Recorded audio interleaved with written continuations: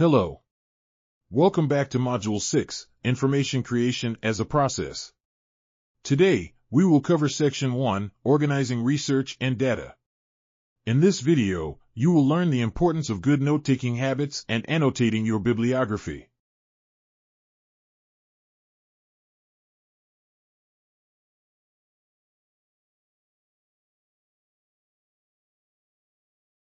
The college's Student Academic Development Center, or the ADC, has created a number of templates and aids for note-taking systems.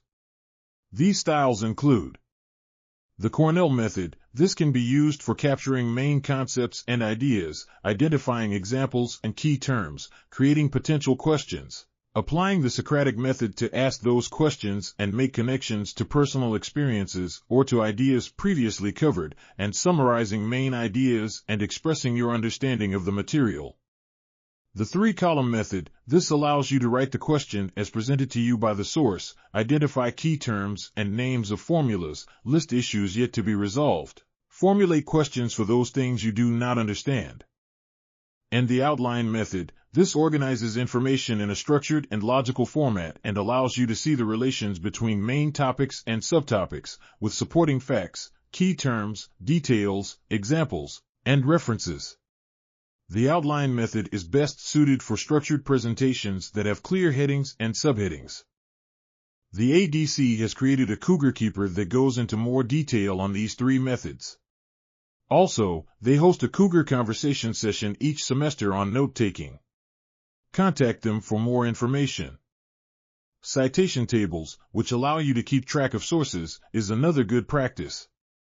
Create a table on a Word or Excel document with 3 columns and headings for the citation, the evidence that you intend to use, either a summary of the point made or a direct quotation, and the possible ways you might use the information. As you read sources, enter proper citation for each pertinent source into the first column. Copy the possible evidence, including quotes, into the second column. Make notes on possible uses for the evidence in the third column. The more detailed, the better. You can always create a personal system of organization that works best for you to keep track of information and the specific sources. No matter which system you use, it is best to organize sources in the order they will appear in your paper. Begin with primary sources to show your ideas are rooted in evidence. Then, support your assertions with secondary sources that further develop the idea and demonstrate that knowledgeable people interpret the evidence in the same way. Lastly, introduce secondary sources that have a different standpoint from your interpretation in order to show respect for alternative views and as an avenue to address those counterarguments. Many students report they lose track of which work is taken from sources and which is their own. Make sure to put author's name and page number next to any quotes or paraphrases.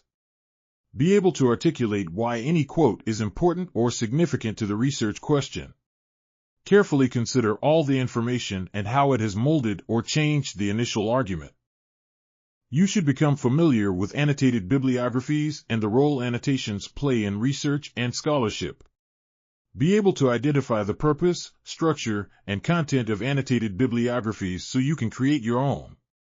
What is a bibliography? A bibliography is a list of citations to the books, articles, documents, and other material you are using as sources.